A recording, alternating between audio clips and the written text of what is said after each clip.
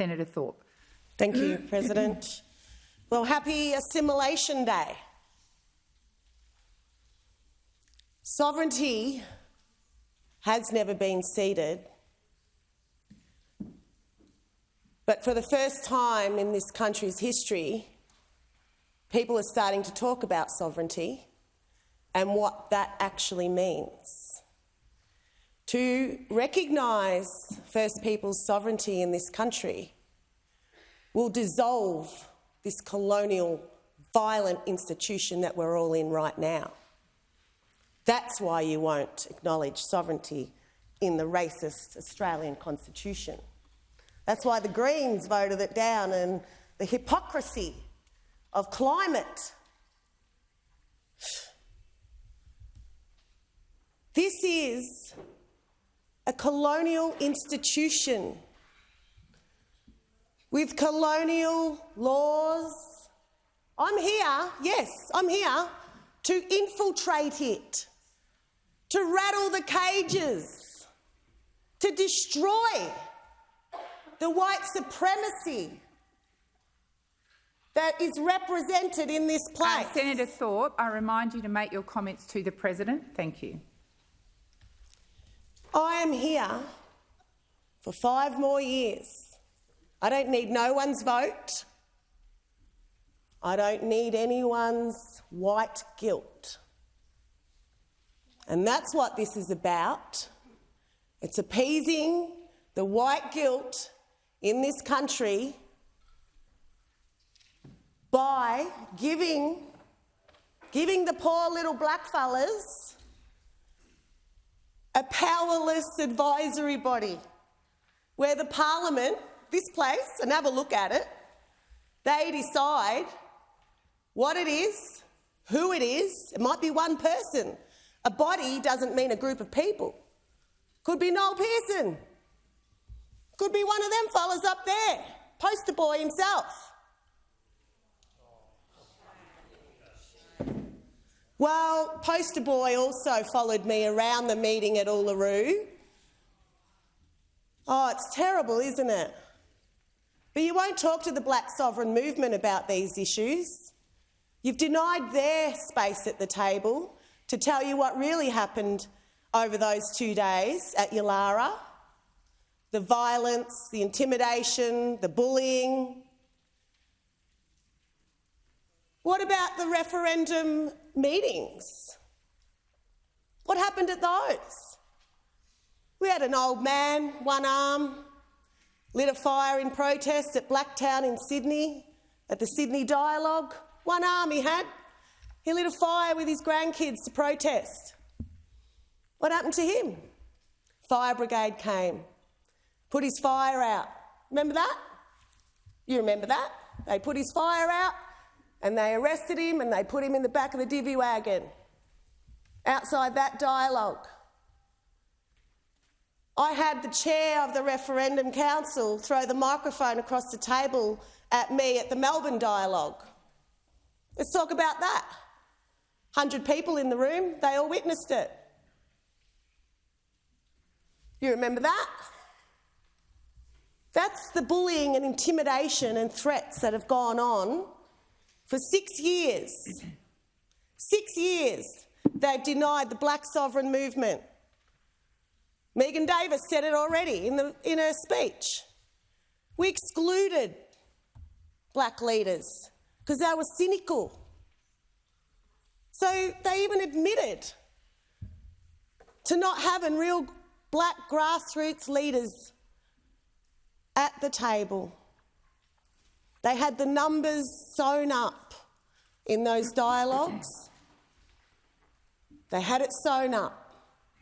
They had all the land councils and the organisations. They did the numbers. They said, right, no, we got it. It's going to happen. And what do you know? Here we are today.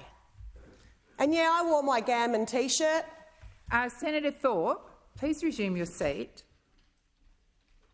I asked you respectfully, in fact, I ordered you to cover your shirt because any slogans that can be read by me are inappropriate. So please don't also then refer to it. Please continue. Thank you, President. Gammon, as we know, is fake, pretend, a joke. And that's what I think a powerless voice is to this place. We have fought over 200 years against colonisation. The Constitution is an illegal document. It's illegal. The occupation in this country is illegal. You're following the king. The king. We're all bound by the king. And now the poor little blackfellas are begging for a seat at the table, and all we get is to become advisors with no power. Well, I'm ashamed.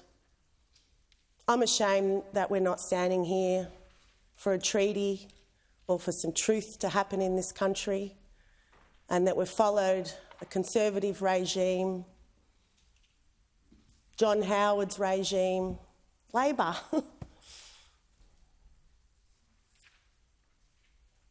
His position and the King's position is to wipe us out. We're a problem. We're certainly a problem to this mob. We're just a problem that needs to be fixed all the time. And you're just tinkering around the edges. You won't implement the Royal Commission into Aboriginal deaths in custody. You've had ample time to do that in the last 32 years.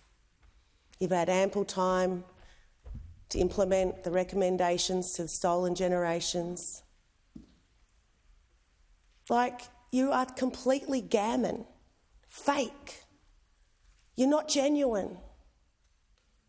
You wave your flag and wear your deadly black earrings and feel real good about it, and we're hearing all these beautiful, heartfelt stories about how this is going to fix our lives. It's going to solve everything.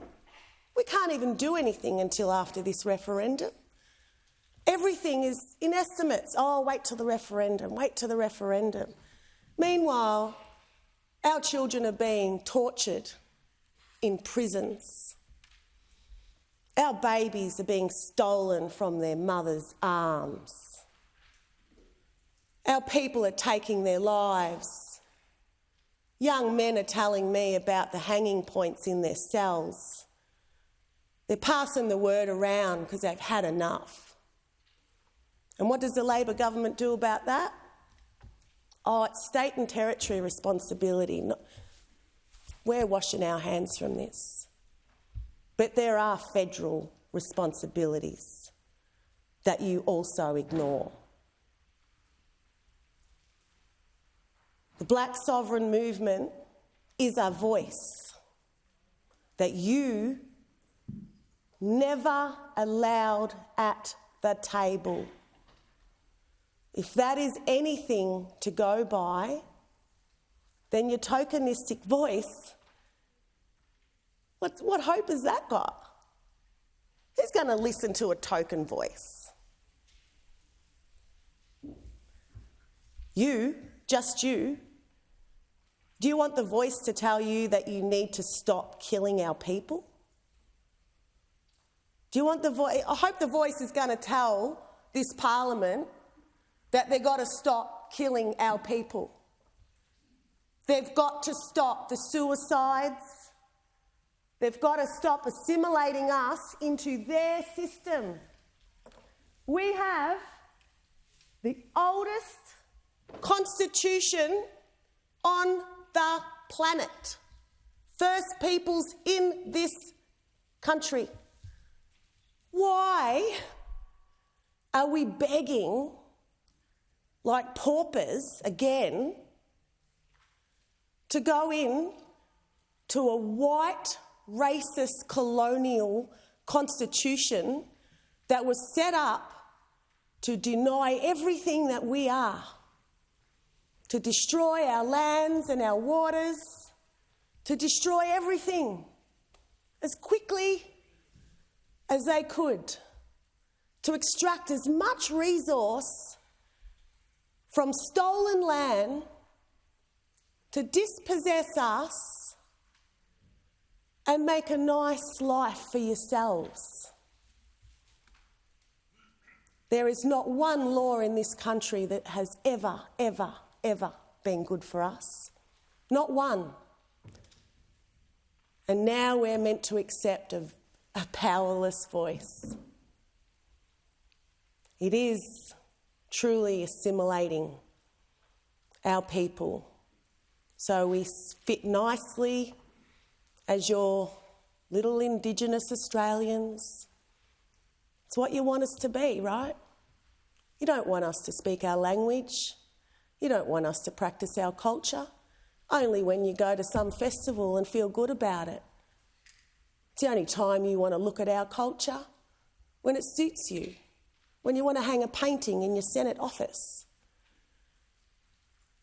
Doesn't back up what you're actually doing. You are crucifying us again, giving us no power. If you were genuine, give us Senate seats in here, like they do in New Zealand. Have a treaty, like they do. Why can't we do that? What are you scared of, Labor? Hawke got sidelined by his Conservatives at the time and told not to pursue treaty. You know that.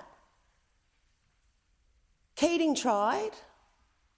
He got shut down. And Albo's obviously got no guts to even go there. Senator Thorpe, I remind you to refer to others in the other place by their proper titles. Well, the Prime Minister of this country, the Labor Prime Minister, has not even got the courage to come out and say that he wants a treaty. He's going straight for constitutional recognition to put us in there. So we're nice, good little Aborigines with the Parliament's supremacy over us at all times. Well, well done. Well done on the assimilation agenda. You had the Greens backing, which is why I left. This is a point in this country where it's a final nail in the coffin. And I'll be voting no to this disastrous idea of giving us no power. If this bill gave us power, then I would have thought about supporting that. But I can't support something that gives my people no power. I can't support something that is handpicked by whomever is in power. I can't support something that is just going to be considered as not very important in this place. We know how we operate in this place. It's hard enough to find time for a meeting. Who's going to have time to listen to the voice opinion? You don't have to turn up to get the advice. It's just advice. And as a previous advisor to ministerial groups and women's ministerial advisory bodies, I've done all of that. You're just a token advisor. So happy Assimilation Day, everybody. Many clans and nations around this country do not support assimilating into such a racist colonial regime, and will continue to push for our sovereignty to be acknowledged. We'll continue to push for a treaty, and we'll continue to push for peace, real peace in this country. Not the peace that you've seen over the last 6 years of this campaign and bullying, which has really divided so many families and communities. We're not going away. We have survived. We have survived massacre, murders over the last 230 years and will continue to survive. And we will never cede our sovereignty. It's not just a word, it's an action, Greens. We will never cede our sovereignty, and we'll fight you to the end for a treaty so that we have real power in this country. So look out.